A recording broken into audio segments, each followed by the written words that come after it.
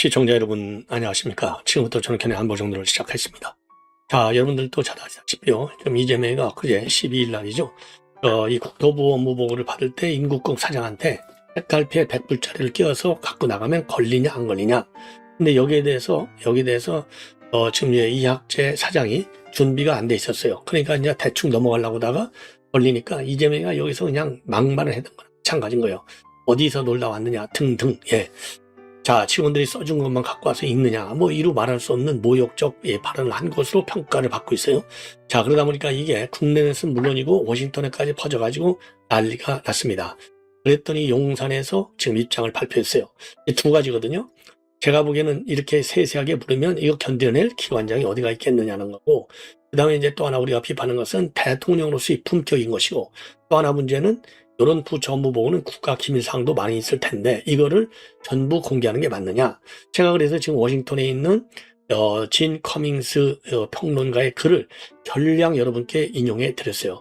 여기에 대해서 한 절반은 이재명이가 꼬리를 내렸습니다. 공개냐 비공개냐 이거 좀 문제가 있는 것 같다. 그래서 내년부터는 이 공개의 원칙은 유지하되 국가 안보와 관련된 정보보안, 그러니까 이제 기밀성이 요구되는 부처의 경우에는 비공개를 하겠다. 일단은 반을 꼬리를 내렸지만은요, 이거는 사실상 전면 재검토를 해야 되는 겁니다. 역대 정부, 역대 대통령들이 공개하면 얼마나 좋을까? 이런 생각을 안 한 대통령이 얼마나 있겠어요? 제가 보기에는 일단 마음속으로는 내가 정말 전지능력 신처럼 다 하는 거야. 이런 얘기를 하려고 말이죠. 만기칠남이라고 하나요? 이런 걸 보여주고 싶은 게 인간의 어떻게 보면 욕망인 거예요. 자, 그러나 대통령이라고 하는 그런 정치적 법률적 자리 때문에 그거를 못하는 거야. 다 비공개하는 거야. 아니, 대한민국 유사 이래 이렇게 비공개 원칙을 정하고 전 세계가 비공개 원칙으로 정부 부처 업무보고를 받는 이유는요, 다 이유가 있는 겁니다. 이유가.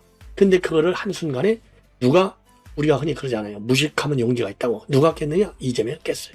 그러다가 이번에 난리가 났습니다. 그러면 비공개를 갖다가 공개로 깬 것도 논란의 소지가 있는데, 이번에 대통령의 언어의 품격, 언어의 수준, 인성 이런 거를 느낄 수 있는 이 대목이 다 나왔잖아요. 설령 기관장이 정말 제대로 대통령 질문에 답변을 못할 정도로 무능하다, 이럴 수도 물론 있을 수 있어요. 사람이니까. 왜? 본래 10명의, 그러니까 한 명의 도둑을 10명의 경찰이 잡기 어렵다는 거 아니에요. 마음만 먹으면 대통령이 밑에 참모한테 이 기관장 내가 이번에 좀 손 좀 볼 거니까 질문 좀 까다로운 거 몇 개 써갖고 와봐. 그것만 딱 하면 어떻게 그걸 다 알겠어요. 전혀 모를 수도 있고. 아니, 그거는 이재명 지 본인이 외신 간다고 할 때 봤잖아. 아니, 외신 기자마저도 다 알고 있는데, 더군다나 전 세계가 아는데, 대한민국 국민이 북한에 억류되어 있다는 것은 전 세계가 아는 거 아니에요? 그런데 대통령이 아예 하나도 몰라. 아예 까막눈이야. 아예 그냥 새까맣게 블랙아웃. 전혀 몰라. 더군다나 안보실장이라는 자도 조금밖에 몰라. 시점에 따라 다르다? 이거 잡혀져 있는 사람이 지금 한두 명이 없어서 시점 따지고 앉아있을 때 같아요. 무조건하고 우리 국민과 생명의 재산 보호가 대통령이 제1책무인데 그동안에 못 챙겨봐서 죄송합니다. 앞으로 잘 챙기겠습니다. 이렇게 말해도 끝나는 거야. 근데 이게 얼마나 지금 대통령 된 지가 언제냐고요. 6월달이 됐는데. 그리고 이재명 같은 건 성남시장은 그렇다고 쳐. 경기도지사 할 때고 성남시장 할 때 대선에 나왔잖아요. 경기도지사 할 때 한번 또 나왔잖아. 이번에 또 나왔잖아. 세 번째씩이나 나왔는데 우리 국내 납북자서부터 시작해갖고 지금 북한에 의해서 강제 억류되어 있는 사람까지 어떻게 모를 수가 있냐 이 말이에요. 그 얘기는 지금 머리가 어디에 가 있는가를 우리가 알 수 있는 것이 아니냐. 매우 정말 안타깝고 정말 부끄러운 상황이 아니냐 이거예요. 그런데 본인이 그렇게 국제적인 생중계되는데 그거는 생각 안 하고 지금 이학재 사장이 모른다고 얼마를 난리쳤냐. 이러니까 지금 여야 간에 이게 쟁점이 돼버렸어요. 그러니까 용산에서 용산이 쉽게 머무르습니까? 안 모르잖아요. 유일하게 용산이 위로 딱 제끼고 이재명이가 백기를 드는 사안은 여론이 굉장히 안 좋을 때, 그냥 안 좋아하면 그냥 무시해버려. 왜? 여의도는 민주당 7석인가 8석이 지키고 있으니까 신경 안 써. 그러나 여론이 뒤집어지면 이게 지지율로 다 나오잖아요. 그러니까 이제 아무리 여론조사기관이 좌편향으로 기울어져 있다 하더라도 반영이 그래도 좀 되잖아. 이거는 신경 써. 왜? 내년 지방선거가 생명이 걸려 있으니까. 만약에 내년 지방선거에서 이재명이가 지금 다수의 지방자치단체장을 딱 장악하지 못한다? 바로 임기 4년을 남겨놓고 레임덕으로 돌아가는 거예요. 레임덕. 그러면 총선까지도 빨간불이 들어와. 이게 내년 지방선거 굉장히 어려운 선거가 되는 겁니다. 왜? 임기 초니까. 임기 초. 아니 1년 딱 넘자마자 딱 1년이네요. 딱 1년. 딱 1년 되자마자 지방선거가 있는 거 아니에요. 그러니까 4년이 남아있는데 큰일 나는 겁니다. 그래서 여론을 무서워하는 거예요. 그래서 압도적으로 지금 높은 비판 여론이 커지면 뒤로 살짝 물러서. 그래서 이것도 그래서 이재명이가 뒤로 물러서가지고 그러면 내년부터는 국가안보와 관련된 부처들의 업무보고는 딱 하겠다. 그러면서 말이죠. 이학자한테 이거 한 거는 잘했다. 뭘 잘했느냐? 야, 이러니까 범죄를 예방할 수 있다. 이렇게 되니까요. 범죄 예방? 그러면서 지금 뭐라고 그랬어요? 다 개장해서 검사했잖아요. 여러분들, 전 세계 웬만한 공항 가보십시오. 선진국들. 지금 전 세계 가방 다 까놓고 짐 검사하는 공항 봤어요? 거의, 왜? 그만큼 그 얘기는요. 검사를 안 한다는 게 아니라 전부 과학 장비를, 첨단 기술 이용해서 점검하는 거예요. 여러분들, 가방 하나에다가 뭐 좀 걸리는 것도 넣어봐요. 그러면 이 알람 소리가 울리면서 나와가지고 세관에서 까봅시다. 딱 나오잖아요. 그게 세계적인 추세예요. 근데 이거를 왜 안 깔아 앞으로? 아니 100불짜리가 정말 책갈피에 꽂아갖고 가는 사람이 얼마나 되는지는 모르겠지만 그거 하나 찾으려고 싫었어. 수만 명의 수십만 명의 더군다나 지금 인천공항이 어떤 공항입니까? 전 세계 1등 공항이라걸 1등 공항을 제가 한두 번 거의 아마 제가 보기에 한 10년 가까이 할 겁니다. 1등을. 이런 세계적인 이거 로망이 되는 공항이에요. 여기서 가장 후진적인 닭 손으로 까서 봐? 야, 이 큰일 났어요. 그래서 지금 오늘 용산 대통령실에서 입장도 나왔고 이학재 사장도 입장을 내놨어요. 네. 자, 그래서 요 내용 집중적으로 말씀드리고 여하간 한 절반은 고개를 숙이고 있다. 네, 백기를 들었다. 그래서 앞으로 이번 이제 이학재 사장한테 밀어붙이듯이 또 방통위한테도 밀어붙이잖아요. 아니 방통위가 방송 이 편향성 이런 것도 안 하고 안 따지고 뭐 하고 있어? 그러니까 방통위 직원들이 뭐라고 그랬어요? 그거요 우리가 하는 거 아니에요. 방송통신 심의위원회가 하는 겁니다. 꼼짝도 못 하잖아요. 꼼짝도 못 해. 예. 아니 저희 편인 지금 이 방송통신위원회는 위원장도 그렇고 위원도 한 명 했는데 전부 이재명이가 임명한 사람들. 그 방송통신위원회 위원장도 대행이잖아요. 대행이면 공부를 더 많이 해갖고 와야지. 그 인간도 별로 공부 안 했어. 근데 거기는 별로 지적을 안 해. 이게 얼마나 정말 선택적 질책이냐 이런 비판이 나오는 겁니다. 예. 그 다음에 이거 하나 얘기 왔고요. 그 다음에 이제 요 지기현 판사가 이 부정선거 문제를 다룬 적이 있다. 그러니까 선관위의 참관위원, 본래 판사들이 참관도 하고 선관위 위원장도 하잖아요. 지방. 그러니까 이 부정선거 문제가 법원으로 가면 백전백패하는 거예요. 백전백패. 자, 그런데 옛날에 이제 민병호 연수를 할 때 그 부정선거 대법원에 재판 연구할 때 부정선거 참관했다는 거 아니에요. 요게 이제 또 도하 유튜브에 지금 딱 회람이 많이 되고 있어요. 그래서 요 내용. 그래서 지금 이걸 보면 부정선거에 대한 요 감이 그리고 인식이 상당히 우리 이제 자유우파에서 얘기하는 부정선거의 문제점 요거를 공감할 것이다. 왜? 본인이 현장을 봤으니까 이게 말이 본드처럼 이 투표용지가 붙어 다니고 난리치는 걸 부정선거의 현상을 직접 참관하면서 다 봤으니까. 네. 그래서 이거는 천운이다. 이런 얘기가 나오고 있는 겁니다. 그 다음에 제가 이미 여러분께 말씀드리려고 했던 이화여대 커뮤니케이션 학부의 박성희 교수. 이 박성희 교수가 쓰고 있는 칼럼이에요. 이재명이가 언제까지 내란을 위한 내란의 정치를 할 것이냐. 이건 심하다. 이런 칼럼을 썼는데요. 이 칼럼 굉장히 좋습니다. 그래서 이 내용도 여러분께 말씀을 드리도록 하겠습니다. 자, 그러면 말이죠. 지금 이제 하나씩 말씀을 드리겠습니다. 그래서 우선요, 용산, 오늘은 김남준 대변인이 지금 김남준도 내년 지방선거 어디 나간다. 이런 설들이 오르내리고 있어요. 예. 자, 그래서 하나는요, 책갈피 반은 이게 지금 논란이 많고 여론이 뒤집어지고 있잖아요. 범죄 수법이 공개돼서 얻는 예방 효과가 더 크다. 창피한 것이죠. 창피한 거. 왜 그러냐? 이거 지금 쌍방울에서 돈 빼나갈 때 중국으로 이런 식으로 빼나겠다는 거 아니에요. 그러니까 이거는 자백하는 거다. 양심 고백하는 거다. 이런 얘기가 나오는 거 아닙니까? 그래서 이 말이 더 인구의 회자가 되고 있는 겁니다.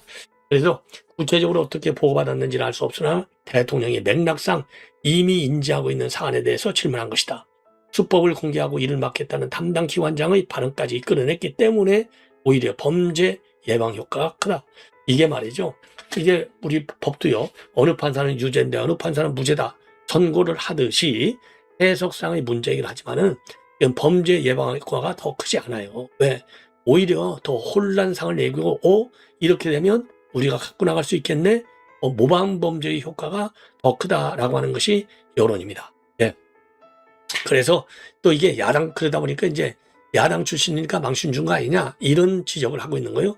여기에서도 뭐라고 하느냐 이거는 관세청하고 그다음에 이제 공항공사 업무가 맞물려 있는 사각지대이기 때문에 오히려 잘 됐다는 겁니다. 야, 참 이게 기가 막히죠. 이게 서로가 자기네 업무가 아니라고 한다는 거죠. 네. 자, 그리고 이제 생중 연무 방식 요 대목에서 꼬리를 이재명이가 팍 내린 겁니다. 지역적인 부분이 과도하게 해석되는 담점도 있다. 국민께 국정 운영 상황을 가감없이 보고드리고 대통령의 철학을 설명하는 장점이 크다. 그래서 내년에도 개방성 유지는 유지하되 이 얘기는 이제 공개를 원칙으로 하거나 마찬가지잖아요. 외교국방 등 보완이 필요한 영역은 비공개 병행 방안을 등 보완점을 찾겠다. 이거 전 정부 부처 아니 보완 없는 정부 부처가 어디가 있어요. 다 있지. 더군다나 대통령한테 보고하는 내용이기 때문에 보완성이 더 강하게 요구되는 그런 정책사항이 많을 거 아니에요. 그러면서 말이죠. 지금 업무보고를 관통하는 대통령의 핵심 국정 전략이 책임행정, 공정, 관료 편의주의 타파인데 야 이거 글쎄요. 이게 그야말로 언어의 유의입니다. 언어의 유의. 예, 이거 굉장히 문제가 많아요. 그래서 정부가 약속한 선구제를 예산이나 인력 부족을 핑계로 이행하지 않는 것은 용납할 수 없다. 희망 고문은 무책임한 행정이다. 이렇게 비판하고 있고요. 그리고 기업들의 반복적인 개인정보 유출 사고에 대해서는 경제적 제재가 약해서 위반을 쉽게 생각하는데 회사가 망한다는 생각이 들 정도로 강력한 징벌적 제재를 가하겠다. 그리고요. 그래서 이제 R&D 성공률이 지나치게 높은 관료 편의주의적 평가 방식을 개선하고 최적화 입찰 관행을 타파하고 공익적 요소를 반영한다. 서울대와 지방거점 국립대 간의 차별을 해소한다. 이런 점을 주문하고 있습니다. 그리고 민중기 특검과 관련해서는요. 특정 종교나 여야 정쟁의 문제가 아니라 국가 운영 원칙과 사회 질서에 관한 문제다. 엄정 수사 원칙을 재확인했어요. 이거는 말로 할 게 아니라 이게 직접 실행이 되도록 용산 대통령실에서 민정수석실 있잖아요. 네, 주기적으로 우리 국민에게 밝혀라. 수사 진행 상황을 이렇게 강하게 지시할 필요가 있지 않을까 생각이 듭니다. 자, 이렇게 되니까요. 이학재 인천공항 사장이 말이죠. 여기에 대해서 SNS에 글을 올렸습니다. 자, 그리고 우리 야권에서는 일제히 여기에 대해서 반발을 하고 있습니다. 반발할 수밖에 없죠. 비판하지 않을 수 없는 상황이잖아요. 자, 그래서 요거 지금 책갈피 달러를 검색할 수 있느냐? 그리고 책갈피 달러 이거 본 적 있느냐? 이런 문제에 대해서 인천공항을 30년 다닌 직원들도 보안검색 분야 종사자가 아니면 모르는 내용이더라. 난들 어찌하려까? 이렇게 올렸어요. 페이북에 글을 올려서 반박을 하고 있는 상황이 되겠습니다. 자, 국민들께 인천공항이 무능한 집단을 오일될까 싶어서 망설이다가 글을 올린다. 지난 금요일 대통령으로부터 업무 파악도 못한다는 등의 hir난을 당한 것은 두 가지인데 첫째로는 외압 일반출과 관련해서 책갈피에 숨긴 100달러짜리 여러 장을 발견할 수 있는가에 대한 질문에 당황했고 실제로 답변하지 못했다. 불법 외압 반출은 세관의 업무이고 인천공항공사의 검색 업무는 칼, 송구, 총기류, 라이터, 액체류 등 위해 품목이다.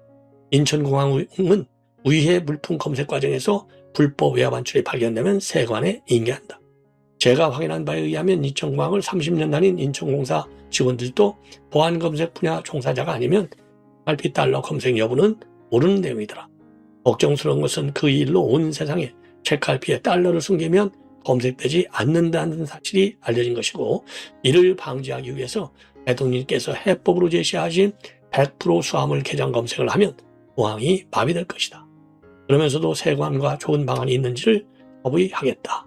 그리고 주말 동안 수도 없이 많은 지인으로부터 연락을 받았는데 이재명 대통령님의 저에 대한 hir난을 지켜보신 지인들에게는 아마도 그만 나오라는 의도로 읽힌 듯하다. 그렇죠? 예. 자, 그래서 이재명이가 뭐라고 했느냐면 수만 달러를 100달러짜리로 책갈피처럼 책에 끼워서 해로 나가면 안 걸린다는데 실제 그러냐? 그러니까 이사장이 저희는 주로 유해물질 검색이다. 업무 소관은 다르지만 그런 것들을 이번에도 적발해 세관에 넘겼다는 등의 답변을 번복하니까 이재명이가 참 말이 계십니다. 지금 다른 데 가서 노시나? 이렇게 질타를 했습니다. 예. 이게 지금 전 세계적인 뉴스가 됐다니까요. 이게 얼마나 참 부끄러운 일입니까? 예. 이게 얼마나 부끄러운 일이냐고요. 큰일 났죠. 그리고 이제 또 하나. 이집트에 있는 후르가다 공항 입찰과 관련해서 업무 파악도 못한다 질책을 받았는데요. 자, 뭐라고 했느냐? 대통령님은 공항의 수요와 전망을 구체적으로 질문하셨는데 해당 사업은 아직 입찰 공고조차 나오지 않은 초기 준비 단계다. 입찰도 안 나온 사업에 대해서 구체적인 수요 조사를 미리 할 수는 없는 노릇이고 저 역시 아직 보고받지 못한 상태다. 입찰 공고가 나오는 대로 예산을 투입해 철저히 준비할 것이다. 인천공항은 해외공항 입찰 평가에서 기술 점수가 매우 탁월한 참여자다. 이렇게 해명을 하고 나섰습니다. 자, 그래서 이 책갈피 달러 밀반출과 관련해서는 야권이 일제히 비판하고 있습니다. 한동훈, 이 대통령이 말한 책 속에 숨겨 외화 밀반출은 땅방울이 지금 내 방북비용 대납을 위해 외화를 반출했던 방식이다. 이 대통령은 자기 사건이 잘하는 것이다. 이어 자기 고백 같은 것인가? 내가 해봐서 잘한다는 본능이 발동한 것 같은데 그거 해본 게 자랑인가? 박영훈, 대통령이 기한 집차 수많은 밀반출 수품 중에 왜 하필 책갈피를 꼭 집어 집요하게 물고 들어졌나? 땅방울층이 책과 화장품 케이스에 달러를 숨겼다는 것은 당시 검찰 공소장에 적시됐다. 그 생생한 범죄 수법이 대통령에게 깊이 각인돼 있었던 모양이다. 본인의 사법 리스크와 연관된 기억이 무의식 중에 튀어나온 것이다. 네. 자, 이렇게 난리를 치고 있는 상황이 되겠습니다. 자, 이번에는 말이죠. 주기현 판사의 지금 내용을 여러분께 말씀을 드리겠습니다. 자, 이 주기현 판사, 제가 이 자료 화면을 딱 여러분께 몇 개를 뽑았는데요. 요걸 보시면 잘 아실 수 있어요. 주기현 판사가 부정선거를 목격했다, 참관을 했다는 겁니다. 참관한 것을 확인, 연수를 민병욱 지금 의원이 이제 떨어졌잖아요. 연수를 그 현장을 봤다는 거죠. 그래서 어이쿠 떨어졌네 라고 하고 본드로 딱 붙어있던 투표지 2장을 빼버리다가 안 떨어지니까 아이쿠 이건 안 떨어지네 얘기하는 목소리가 녹음돼서 나오는, 녹음돼서 나와요. 이게 녹음으로 딱 돼 있어요. 자, 그러니까 그리고 그의 손을 거쳐 배춧잎 투표지, 일장기 투표지, 본드 투표지 등 수천 장의 가짜 투표들이 세상에 드러났다. 그의 지위가 대법관이 아니 재판연구관이었으나 나의 선거무효 소송을 자기의 생각대로 변경할 수 있는 위치에 있지 않았다. 그러나 그날 하루 종일 나타난 지금 이 부정선거를 받았기 때문에 본인은 판결 권한이 없었다라고 말하더라. 왜? 재판 연구관이니까 판결 권한은 없는 것이죠. 그래서 이거가 이런 것이 말하자면 굉장히 유리한 윤석열 대통령의 재판에 유리한, 왜냐하면 부정선거라고 하는 것이 윤 대통령의 계엄 선포 중에 하나가 되는 거 아니겠습니까? 그래서 이거는 이제 천운을 맞이한 것이다. 자, 그리고요.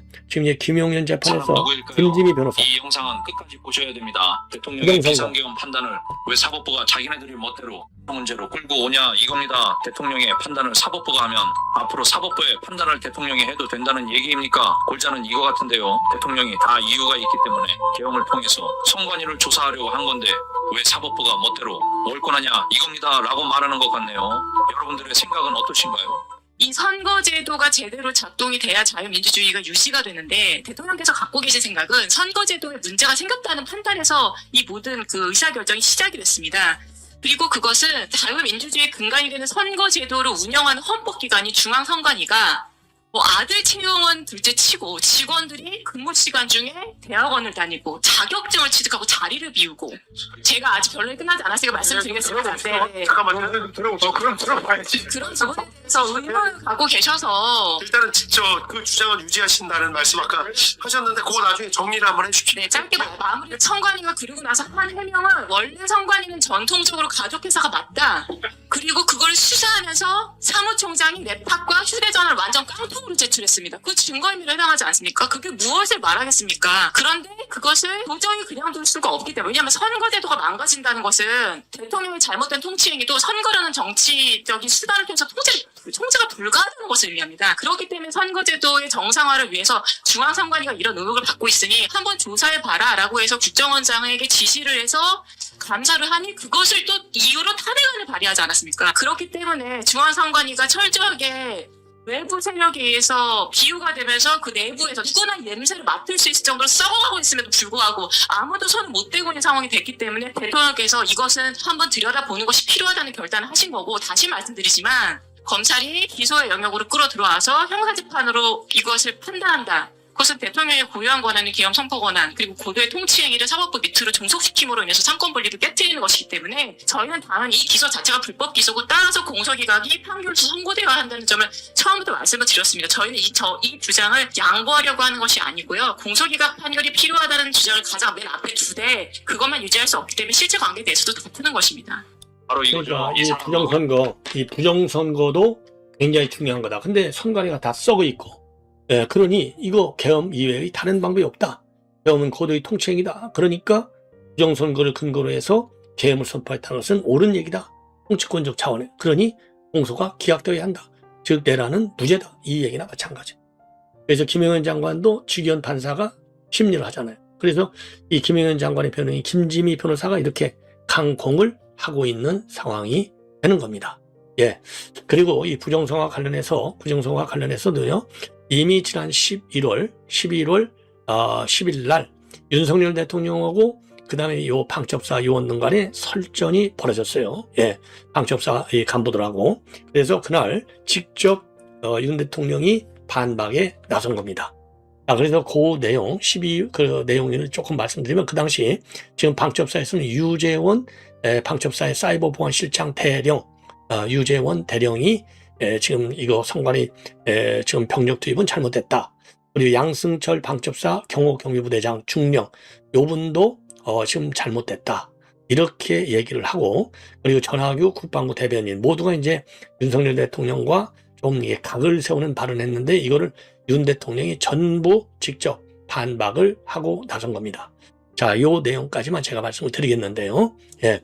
자, 그래서 그 당시 유재원 방첩사 대령은요, 중인으로 출석을 해서 국방장관, 그러니까 이제 김용현 장관이 정성호 1처장 춘장한테 하다는 지시, 선관위 사무국과 여론조사 꽃 전산실을 확보하는 게 임무다.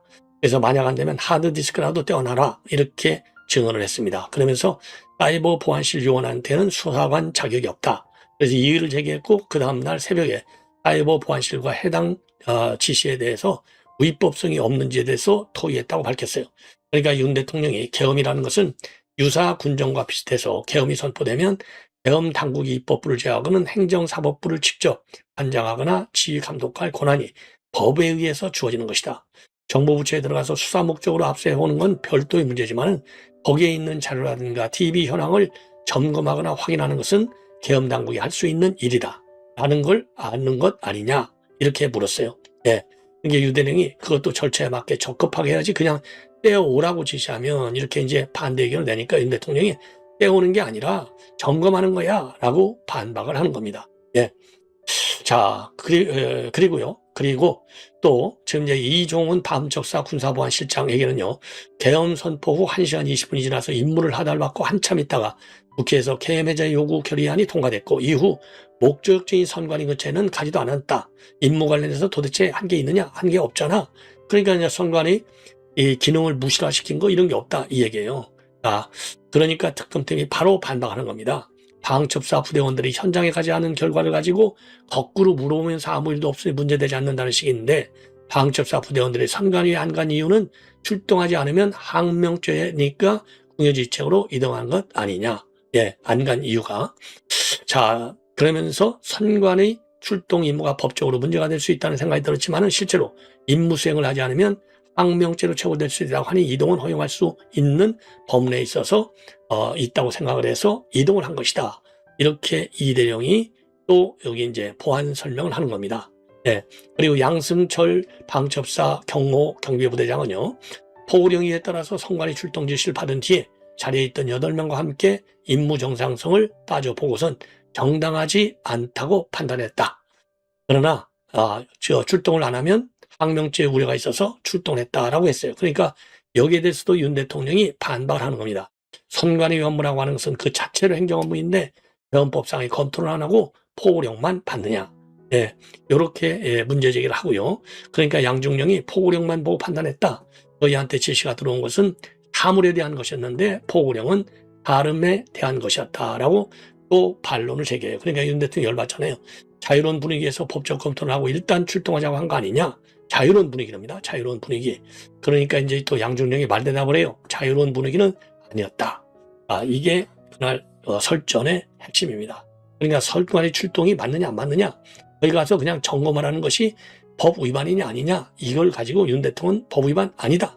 대헌법상으로 충분하다. 이 얘기고 방첩사원들은 무슨 소리야. 그래도 월권적인 요인이 있었어. 이렇게 설전을 벌인 거가 되겠습니다. 시청자 여러분, 이것으로 본 방송을 마치겠고요. 박성희 교수 거는 바로 이어지는 방송에서 여러분께 자세하게 설명을 해드리도록 하겠습니다. 대단히 고맙습니다.